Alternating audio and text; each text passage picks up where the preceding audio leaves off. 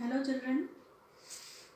आज आपके पाठ्यक्रम के अंतर्गत क्लास 6 में पत्र लेखन आपको हम बताने जा रहे हैं। ठीक है, पत्र कैसे लिखना है। सबसे पहले तो आप ये जान लें कि पत्र दो प्रकार के होते हैं, औपचारिक पत्र और अनौपचारिक पत्र। औपचारिक पत्र जिसको आप फॉर्मल लेटर बोलते हैं और अनौपचारिक इनफॉर्मल लेटर। ठीक है, और पत्र जो आप लिखेंगे एग्ज़ाम में भी उसमें आपके उसके 4 पार्ट हैं, 4 भाग हैं, उसके अकॉर्डिंग ही आपको नंबर डिवाइड होता है। सबसे पहले पत्र लिखने वाले का पता, तिथि माने तारीख वगैरह। सेकंड, पत्र पाने वाले का संबोधन, प्रशस्ति मतलब अभिवादन वगैरह। तीसरा पार्ट है उसका पत्र का कलेवर मतलब विषय वस्तु, आप किस विषय पर पत्र लिख रहे हैं। और चौथा पार्ट है उपसंहार, पत्र की समाप्ति। समाप्ति में लिखने वाले का पता, संबंध, प्रशस्ति, ये सब आपको आपकी बुक में A75 पेज पे प्रशस्ति वगैरह के बारे में दिया है, उसको आप देखिएगा।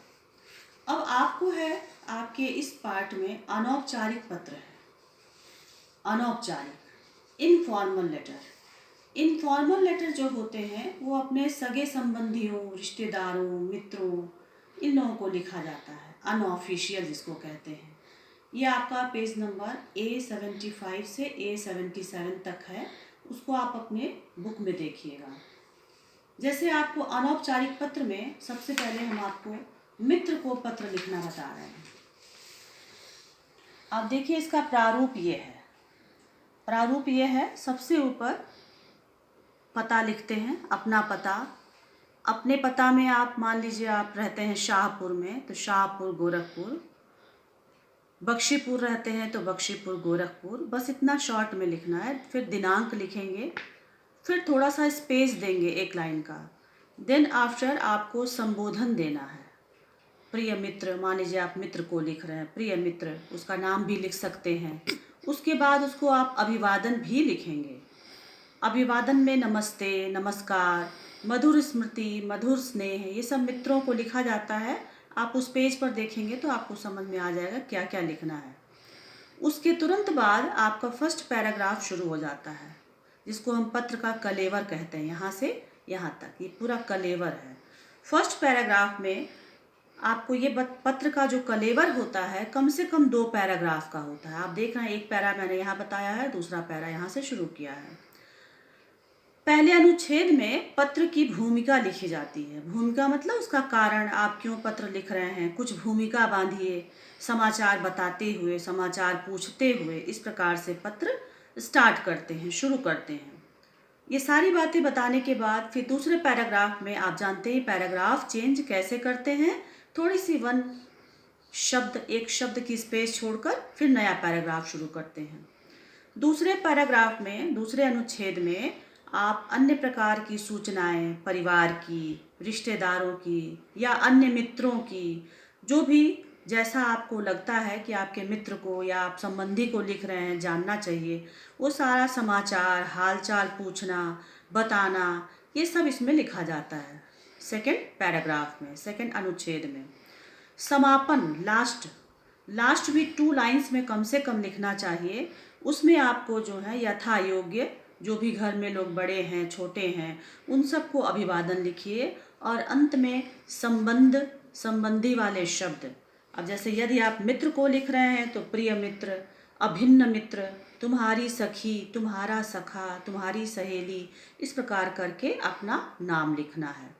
इस प्रकार आपका पत्र, और आपको ये याद रखना है कि जो भी पत्र आप लिखेंगे आप एक पन्ने में लिखेंगे। ऐसा आप बिल्कुल ना करें कि आप आधा पन्ना कहीं और से शुरू करें और फिर आधा पन्ना दूसरी जगह लिखें, चाहे एग्ज़ाम हो या आपकी कॉपी हो। ठीक है, उसमें आपको जो है इस तरह से अपने प्रैक्टिस के लिए आप रिश्तेदार को, मित्रों को घर बैठे ऐसे ही पत्र लिख करके आप जो है अपनी प्रैक्टिस कर सकते हैं। अब आपको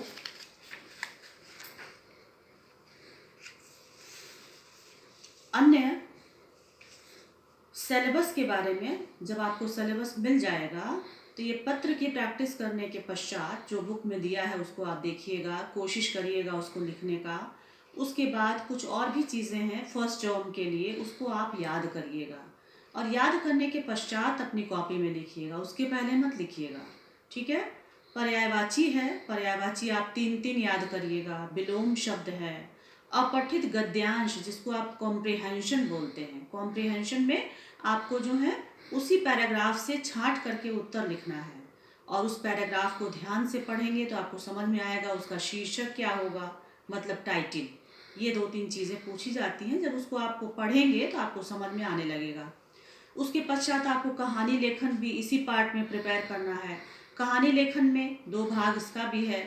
आप कहानी कैसे भूमिका बनाते हैं, कैसे स्टार्ट करते हैं, फिर कहानी किस प्रकार आप लिखते हैं, ऐसी भाषा हो कि लोग उसको पढ़ने के लिए उत्सुक हों, आगे पढ़ना चाहें। और अंत में कहानी की शिक्षा जरूर लिखनी है। सीख आपको क्या मिली ये आवश्यक है लिखना, इस पे 1 या 2 नंबर डिवाइड रहता है। फिर इसके बाद है निबंध लेखन। निबंध लेखन में आपको पता ही है, आपके में सिलेबस जब मिल जाएगा तो आप देखेंगे कि आपको कौन कौन सा निबंध है, उसको आप जो है पढ़ करके लिख करके अपने आप स्वयं प्रैक्टिस करेंगे। ये इतना ही आपके फर्स्ट टर्म के लिए था। ऐसा लगता है, मुझे आशा है कि आप इसकी ज़रूर प्रैक्टिस करेंगे। धन्यवाद।